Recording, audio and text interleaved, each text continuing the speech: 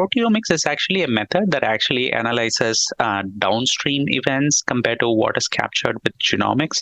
So it is able to capture more broader population of patients for whom some of those alterations can be existing even without genomic alterations being obviously visible.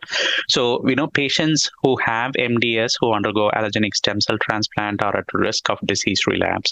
And the current tools such as genomics are able to predict relapse mainly in patient population who harbor those adverse risk mutations. And there are still many patients who don't have such adverse risk mutations, but they still relapse. And we are trying to find out if there are better tools that can help predict relapse in those patient population. So we utilize this technique called proteomics in patients with MDS who underwent allogeneic stem cell transplantation. And what we did was we did the proteomic analysis in a group of patients who eventually had disease relapse after post-transplant and compared that to proteomics in patients who never had disease relapse post-transplant. And we tried to do matching in terms of these cohort of patients to actually make them comparable from most of the disease-related and management-related perspectives.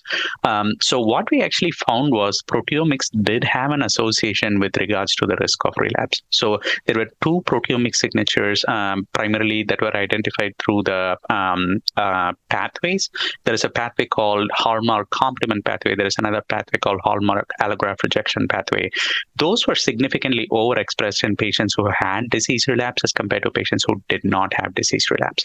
And this was very intriguing, and we were able to find this. And what our next steps from this is actually we are trying to integrate this into a multi-omics model in a larger data set of patients to actually see if we can validate this in a larger patient population and potentially integrate this into research practice and potentially see if this could at some point of time come into clinical practice. But this was at least one step that helped us understand the events that could potentially be leading to risk of relapse downstream of what is known from a genomic level at this time.